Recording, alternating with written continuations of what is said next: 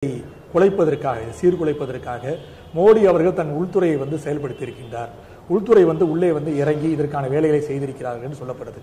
அது மட்டுமல்ல, பல ஆண்டுகளாக பார்க்க போனோம் என்றால் எப்படி வெள்ளையர்கள் கீழே நம்ம ஒரு அடிமையாக வாழ்ந்தோமோ, காவல்துறை எப்படி செயல்பட்டதோ அதே போலதான் இன்றும் காவல்துறை ஒரு 10 பேரை பார்த்தாங்கன்னா தடியடி செய்ய வேண்டும், பிரச்சனை செய்ய வேண்டும்.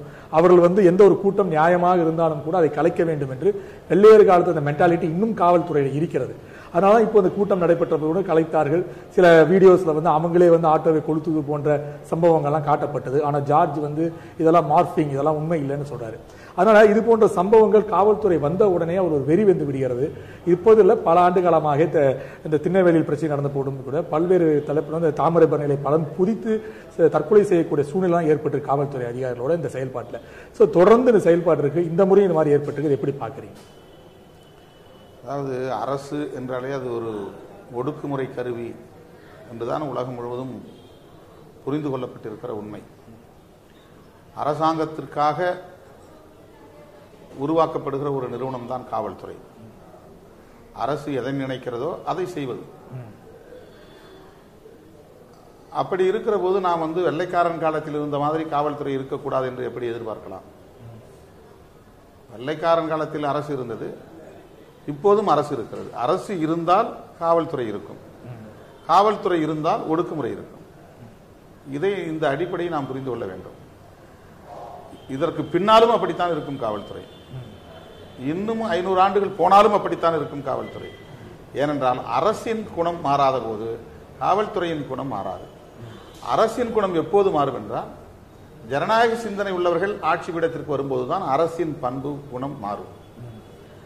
ஆதிக்கம் செலுத்துகிறவர்கள் ஆட்சி பீடத்தில் இருக்கிற போது அவர்களின் குணம்தான் அரசின் குணமாக இருக்கும். அரசின் குணம்தான் காவல்துறையினுடைய பண்பாக இருக்க முடியும்.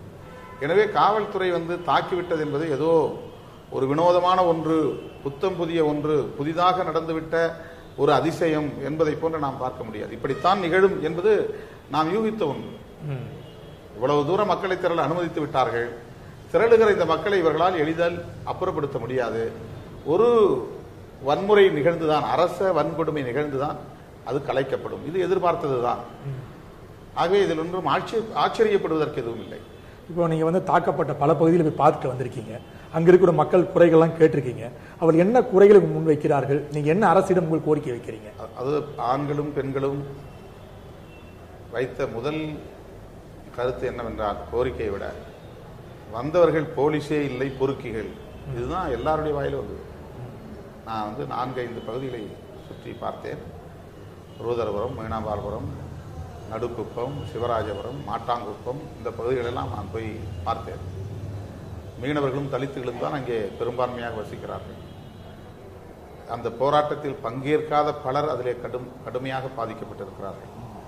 ஒரு நாள் கூட அந்த மெரினா பக்கம் போகாதவர்கள் எல்லாம் அடி வாங்கியிருக்கிறார்கள். மாட்டாங்குப்பத்திலே பிரேம்நாத், ரஞ்சித் 2 பேரும் நீச்சல் பயிற்சி வீரர்கள். பிரேம்நாத் என்பவர் ரயில்வே துறையிலே பணியாற்றக்கூடியவர். 26 வயது தான் ஆகிறது. 500க்கும் மேற்பட்ட மெடல்கள் வாங்கியிருக்கிறார். ரயில்வே துறையிலே பணியாற்றக்கூடியவர் 6 ஆண்டுகளில் ஏராளமான பரிசுகளை ரயில்வே துறைக்காக நீச்சல் போட்டியிலே பெற்று தந்திருக்கிறார். அவர் அந்த காவல்துறையினர் உள்ளே வேட்டையாடி கொண்டிருந்த போது தெரியாமல் வீட்டுக்கு வந்து விட்டார். அவ்வளவுதான். ஒரு இளைஞன் கிடைத்தால் போதும் அவர்கள் துவம்சம் செய்து விடுவார்கள். அவன் அந்த போராட்டத்தில் ஒரு நாள் கூட பங்கேற்றவன் இல்லை. மீனவ சமூகத்தை சார்ந்தவன். ரஞ்சித் அவனுக்கு பயிற்சி கொடுக்கக்கூடிய பயிற்சியாளர், ட்ரெயினர். 2 பேரையும் அவ்வளவு கடுமையாக தாக்கி கைகால் எலும்புகள் கூட நொறுங்கி போயிருப்பதாக தகவல்கள். 2 பேரும் மருத்துவமனையிலே அனுமதிக்கப்பட்டு பிறகு புழல் சிறையிலே அடைக்கப்பட்டிருக்கிறார்கள். அவர்கள் எல்லாம் அந்த பகுதியை சார்ந்த அத்தனை பேருமே அவருடைய பெற்றோர் உட்பட வந்தவர்கள் போலீஸ் மாதிரி எங்களுக்கு தெரியவில்லை. ஒன்று போலீஸே இல்லை, வேறு யாரோ ரவுடிகள் போலீஸ் உடையில் வந்தார்கள் என்றும் புரிந்து கொள்ளலாம். அல்லது போலீசாரே பொறுக்கிகளைப் போல ரவுடிகளைப் போல செயல்படுகிறார்கள், அப்படித்தான் அவர்கள் நடந்து கொள்கிறார்கள், அவர்கள் பண்பு அப்படித்தான் இருக்கிறது என்றும் புரிந்து கொள்ளலாம். ஆக எல்லோரும் ஒரே மாதிரியாக இந்த கருத்தை சொன்னார்கள். அவெல்லாம் போலீஸே கிடையாது, அவெல்லாம் பொறுக்கிகள் தான், ரவுடிகள் தான். ஏன்னா பெண்கள் முன்னால அவங்களுடைய ஆடையை கழட்டி ஜிப்பை திறந்து வயதான பெண்மணிகள்கிட்ட கூட அருவருப்பான வார்த்தைகளால் பேசியிருக்கிறார்கள். மேலே போட்டிருந்த ஆஸ்பெஸ்டாஸ் ஓடுகளை உடைத்துக் கொண்டு உள்ளே போய் ஆட்கள் இருக்கிறார்களா என்று தேடி இருக்கிறார். அவர்கள் வீசிய பெரிய ஒரு கல் வந்து ஒரு வீட்டில் உடைஞ்சி கீழே விழுது. அந்த விழுந்தது பக்கத்தில் குழந்தை படுத்திருந்திருக்கு. சில அங்குலம் தான். அந்த கல் வந்து நம்ம தள்ளி விழுந்திருந்தா அந்த குழந்தை இறந்திருக்கும். அது அரண்டு மிரண்டு அப்படி எழுந்து கத்திருக்கு. அந்த மாதிரி பல வீடுகளில் கதவுகளை உடைச்சி உள்ளே போய் இளைஞர்களை எடுத்து வந்து அடிச்சிருக்காங்க. அதில் முரளின்னு ஒரு பையன் மாட்டாங்குப்பத்தில் அவங்க அம்மாவை பார்க்கறதுக்காக வந்திருக்கான். வெளியில் எங்கேயோ வேலைக்கு போயிட்டு அந்த நேரம் இங்கே ஒரே கலவரம் நடந்துகிட்டு இருக்கு, வர வேண்டாம் தம்பின்னு சொல்லியிருக்கிறாங்க. நாம் என்னம்மா பண்ணோம், நமக்கு என்ன பண்ண போகிறாங்க, நாம் வீட்டுக்கு தானே வரேன். அப்போ இவர்கள் வந்து போராட்டத்தில் பங்கேற்று சிதறி ஓடியவர்கள் ஒவ்வொரு வீட்டுக்குள்ளேயும் புகுந்திருக்கிறார்கள் என்று வீடு வீடாக நுழைந்து கதவுகளை உடைக்கிற வேலையில் ஈடுபட்டு கொண்டு இருந்திருக்கிறார். உடனே இவன் பயந்து கொண்டு தன்னுடைய வீட்டிலேயே கதவை சாத்தி கொண்டு உள்ளே இருந்திருக்கிறான். அந்த கதவை உடைத்து அவனை வெளியே இழுத்து போட்டு அவ்வளவு அடி. அவன் முதுகு முழுக்க ரணகலமாக இருக்கிறது. வாட்ஸ்அப்பிலே ஒரு படம் பார்த்தோம். அவனுக்கு 8 வயது கூட இருக்காது. அவன் எப்படி இந்த அடியை தாங்கிவிட்டு பிறகு எழுந்து நடக்கிறான் என்று நான் யூகிக்க முடியவில்லை. அவ்வளவு மோசமான அளவுக்கு அவனை அடித்து சின்ன பின்னமாக சிதைத்திருக்கிறான். அந்த பையன் எப்படி அவன் மனநிலை இப்போ எப்படி இருக்கும்னு எனக்கு தெரியல. அவன் எந்த ஊருன்னு எனக்கு தெரியல. நான் எல்லா இடத்துலையும் கேட்டேன், ஒருத்தருக்கும் தெரியல. 10 வயசு பையனை ஒருத்தங்க அடிபட்டுருக்கிறான்னு சொன்னாங்க. ஆனால் அந்த பையன் 10க்கும் குறைவாக தான் இருப்பான். அது வாட்ஸ்அப்பில் பரவிட்டு ஒரு சின்ன செயின் போட்டுக்கிறான்.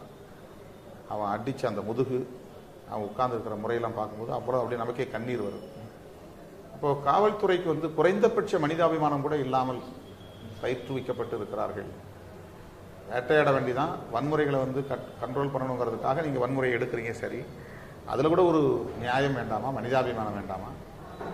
அவ்வளவு அருவருப்பான சொற்கள், அவ்வளவு கேவலமான ஒரு அணுகுமுறை, கொடூரமான தாக்குதல்.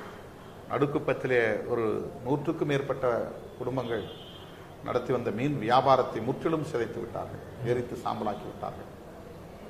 ஏதோ ஒரு வெள்ளைப்பொடி தூவி அங்கு நின்று கொண்டிருந்த கார், ஆட்டோ போன்றவற்றில் நெருப்பு வைத்தார்கள் என்று பெண்கள் சொல்லுகிறார்கள். ஆமா. இப்போ அந்த வியாபாரம் பாதிக்கப்பட்டது மட்டுமில்லாமல் கடலுக்கு போவதையும் அவர்கள் தடுத்து 5 நாட்களாக அந்த குடும்பங்கள் பட்டினி கிடக்கின்றன. இது ஒரு மோசமான ஒரு அரச பயங்கரவாதம். இப்போ ஸ்டாலின் கூட இன்னைக்கு வந்து சட்டசபையில் பற்றி பேசியிருக்காரு. முதல்வர் கொடுத்த காரணங்கள்லாம் எங்களுக்கு வந்து ஒத்துக்கொள்ள முடியாது அப்படின்னு சொல்லி நீதி விசாரணை வேணும்னு இருக்காரு. நீங்க என்ன உங்க கோரிக்கையா வைக்கிறீங்க? எத்தனையோ வன்முறை வெறியாட்டங்களில் அரச பயங்கரவாத நடவடிக்கைகளின் போது, துப்பாக்கி சூட்டின் போது நீதி விசாரணை கமிஷன்கள் பல அமைக்கப்பட்டிருக்கின்றன. எந்த நீதி விசாரணை கமிஷன்களாலும் பயன் கிட்டவில்லை. பெரும்பாலும் இப்படி அரசினால் நியமிக்கப்படுகிற நீதி விசாரணை குழு அரசு எதை எதிர்பார்க்கிறதோ அப்படி அறிக்கையை தருவது, கோரிக்கைகளை தருவது என்பது ஒரு வாடிக்கையாக இருந்து வருகிறது. தலித் மக்களுக்கு எதிரான வன்கொடுமைகள் ஏராளம். அதற்கு எத்தனையோ நீதி விசாரணை குழுக்கள் அமைக்கப்பட்டன, ஆணையங்கள் அமைக்கப்பட்டன. ஒரு அறிக்கை கூட தலித்துகளுக்கு சாதகமாக கிடையாது. ஆகவே அதன் மீது நமக்கு நம்பிக்கை இழந்துவிட்டது. இதில் நீதிமன்றம் தலையிட்டு இருக்க வேண்டும். ஜோமோட்டாவாக அவர்களே இதை ஒரு விசாரணைக்கு எடுத்துக்கொண்டிருந்திருக்க வேண்டும். நீதிமன்றம் இன்னும் தலையிடவில்லை. ஆனாலும் இப்போது நமக்கு முன்னால் இருக்கிற அந்த கோரிக்கை நீதி விசாரணையாகத்தான் இருக்கிறது. ஆன்லைன் PA சப்ஸ்கிரைப் பண்ணுங்க. தேங்க்யூ.